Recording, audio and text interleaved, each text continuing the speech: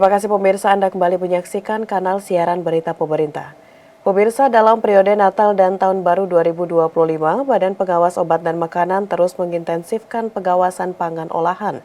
Kepala BPOM Taruna Ikrar menyampaikan pihaknya menemukan 4.004 produk dalam keadaan rusak, 28.034 produk tidak memiliki izin edar, dan 54.845 pangan kadaluarsa. Jelang Natal dan Tahun Baru 2025, Badan Pengawas Obat dan Makanan terus intensifkan pengawasan pangan olahan yang tidak memiliki izin edar hingga kadaluarsa. Kepala BPOM Taruna Ikrar dalam konferensi persnya menyampaikan, dalam bagian intensifikasi pihaknya telah memeriksa 2.999 sarana peredaran pangan olahan di seluruh Indonesia. Dari hasil pengawasan tersebut, BPOM menemukan 4.004 produk dalam keadaan rusak, 28.034 produk tidak memiliki izin edar, dan 54.845 pangan telah kadaluarsa. BPOM mencatat total kerugian penemuan produk tersebut mencapai Rp634 juta untuk peredaran secara luring dan nilai ekonomi dari peredaran secara daring mencapai Rp22,1 miliar. Menindaklanjuti temuan-temuan tersebut, apa yang Badan POM lakukan? Kami melakukan sebagai berikut. 1. Kami perintahkan kepada distributor untuk melakukan retur atau pengembalian produk kepada supplier. Perintah berikutnya yaitu pemusnahan produk pangan yang tidak memenuhi ketentuan, baik rusak atau kadaluarsa atau tidak memiliki izin edar. Kita ke informasi lainnya pemirsa, Kementerian Komunikasi dan Digital bersama dua perusahaan besar Grab dan OVO terus berkomitmen untuk memperkuat kolaborasi guna memerangi judi online secara menyeluruh di Indonesia. Upaya ini didukung dengan melakukan pemblokiran transaksi hingga akun-akun yang terindikasi dengan judi online. Kementerian Komunikasi dan Digital terus memperkuat kolaborasi dengan dua perusahaan besar Grab dan OVO dalam upaya memerangi perjudian online. Menteri Komunikasi dan Digital Mutia Hafid mengungkapkan apresiasi yang tinggi terhadap kedua perusahaan karena telah mendukung upaya pemberantasan judol melalui literasi digital dan pemblokiran transaksi yang terkait dengan perjudian online di platform e-wallet mereka. PLT Direktur Jenderal Ekosistem Digital Wayantoni Supriyanto menyebut, Kemkom.Digi akan terus berkoordinasi dengan Grab dan OVO untuk memastikan bahwa dampak positif dari kerjasama ini bisa dirasakan oleh masyarakat luas. Kedepannya, Kemkom.Digi bersama Grab OVO akan lebih mengelaborasi dan mengintegrasikan kegiatan ini dalam ekosistem digital yang ada sehingga dapat mencangkup lebih banyak daerah yang membutuhkan. Ibu Menteri berharap adanya kerjasama dengan Komdigi, nanti mungkin tempatnya di mana, sosialisasi kepada masyarakat ya tentang bagaimana dampak judi online ini, karena mereka melalui OVO dan lain sebagainya kan mereka sudah bisa melihat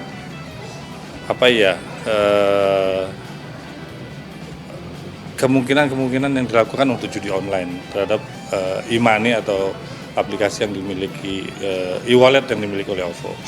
Sementara itu, Presiden Direktur OVO Karania Dharma Saputra menjelaskan, OVO telah berhasil mengurangi transaksi yang dicurigai terkait judi online hingga 99,8%.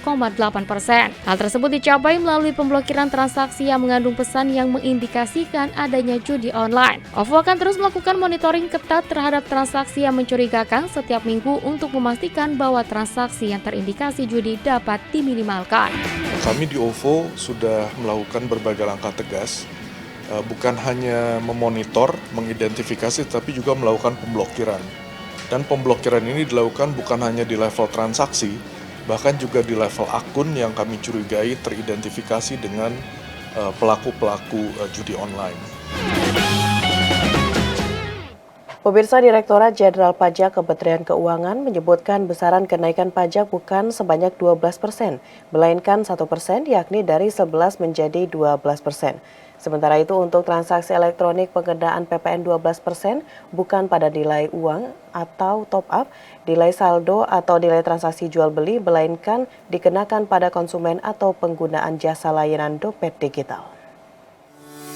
Pemerintah menegaskan bahwa besaran kenaikan PPN bukan sebesar 12%, melainkan dari 11 menjadi 12%, dengan artian hanya naik 1%.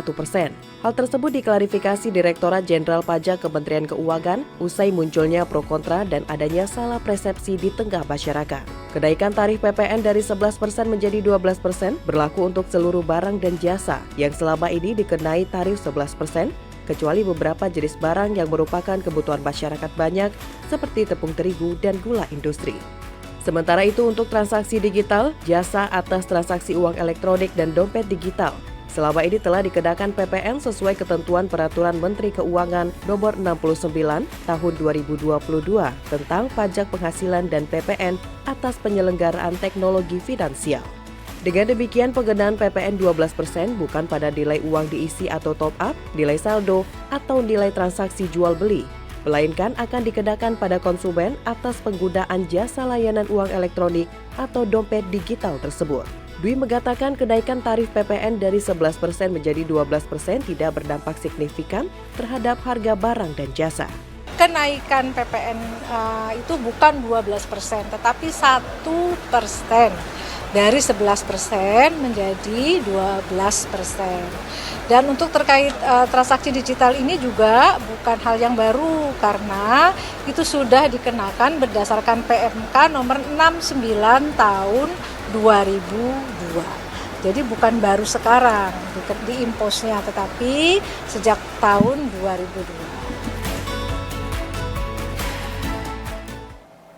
Pemirsa, pemerintah resmi mengumumkan pemberian diskon tarif listrik sebesar 50% dengan daya listrik terpasang di bawah 2.200 volt ampere. Diskon listrik 50% berlaku selama 2 bulan, yakni Januari dan Februari 2025. Kebijakan ini merupakan upaya pemerintah untuk meringankan beban masyarakat dari kenaikan PPN 12%.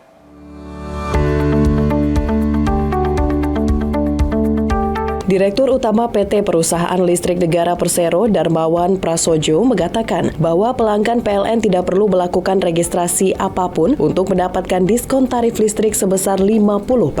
Darmawan menjelaskan pembayaran tarif listrik akan secara otomatis mendapatkan potongan harga sebesar 50% oleh sistem digital PLN untuk pengguna token dan tagihan akan secara otomatis dipotong 50% untuk pelanggan pasca bayar. Adapun mekanisme pemberian diskon bagi pelanggan pasca bayar, diskon otomatis dapat mengurangi tagihan pemakaian Januari dibayarkan pada periode 1 hingga 20 Februari 2025. Dan untuk tagihan pemakaian Februari dibayarkan pada periode 1 hingga Maret 2025.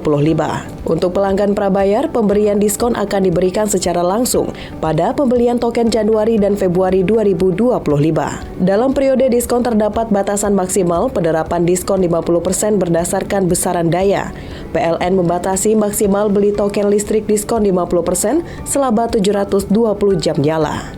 Diskon 50% pelanggan rumah tangga kami untuk bulan Januari dan bulan Februari. Tentu saja ini berkah karena ini mengurangi beban saudara-saudara kita dan juga meningkatkan daya beli masyarakat. Dan untuk itu kami PLN siap menjalankan berkah amanah dari pemerintah ini. Tentu saja untuk pelanggan kami yang prabayar, kami langsung secara otomatis menyesuaikan bahwa pembelian pulsa yang tadinya 100.000 misalnya untuk KWH tertentu, nanti hanya tinggal 50.000, hanya menjadi separuhnya. Kemudian untuk yang pasca bayar, kami secara otomatis menyesuaikan tagihan listriknya untuk bulan Januari Februari. Pemirsa, usai jeda pariwara, kami akan kembali dengan informasi lainnya. Tetaplah bersama kami.